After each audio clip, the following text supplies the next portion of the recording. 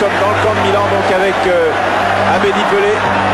Centre de Pelé vers Papin qui dévie habilement vers Chris Waddle qui reprend. Et but fantastique de Chris Waddle.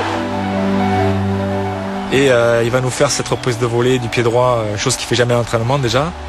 Mais quel but et quelle inspiration de Jean-Pierre Papin que d'aller chercher Chris Waddle sur cette balle difficile de Pelé. Et là, il y a le chef-d'œuvre, cette volée de Chris Waddle qui ne peut pas aller plus dans le coin.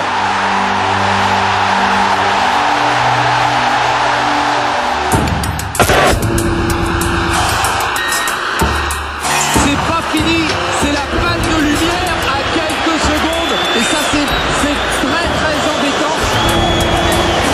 On est stressé, on suit, on ne sait pas.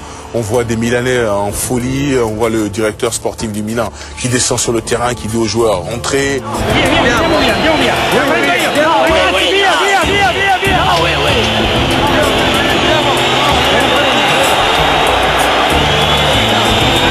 Moi, j'essaie de parler avec Frank Rijkaard qui m'envoie chier, qui me dit non, c'est un scandale, Basile, vous allez voir, on est plus puissant que vous, on a Berlusconi avec nous, vous allez perdre le match sur tapis vert, etc.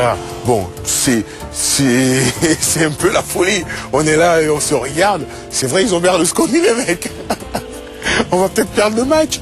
S'il ne remet pas en route, on a perdu le match.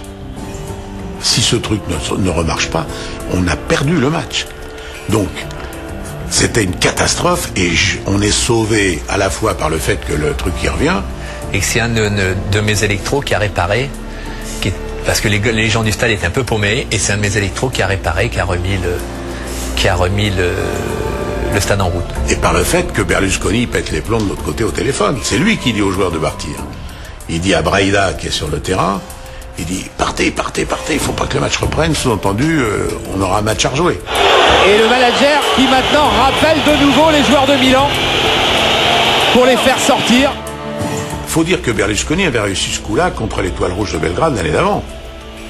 Hein, ils sont menés à 0, l'arbitre arrête à cause du brouillard, il s'arrange pour que le match reprenne pas, le lendemain c'est Milan qui gagne. Donc je pense que quand la lumière elle s'est éteinte, ils ont pensé c'est l'histoire qui recommence, on sort, on rejouera demain, peut-être que demain ça sera un autre jour. Donc il s'est dit ça va être le même truc, oui, sauf que moi je suis pas l'Étoile Rouge, tu vois. Ah, le coup que peut leur faire l'arbitre suédois, c'est de remettre balle en jeu et de siffler très vite. Il reste à savoir où vont être les Italiens à ce moment-là. Il va faire sortir tout le monde et il va déclarer les Italiens forfaits, ou du moins faire constater le fait qu'il n'y a aucun joueur italien pour faire reprendre le jeu. Là, les Milan AC a pris un risque énorme. Regardez, c'est remise en jeu au 6 mètres, puisque la balle était sortie au moment de l'arrêt des lumières. Là, il tente l'épreuve de force face au Milan AC. Il va envoyer son juge de touche à hauteur. Voilà, il a sifflé le 6 mètres. Aucun joueur de Milan n'était sur le terrain.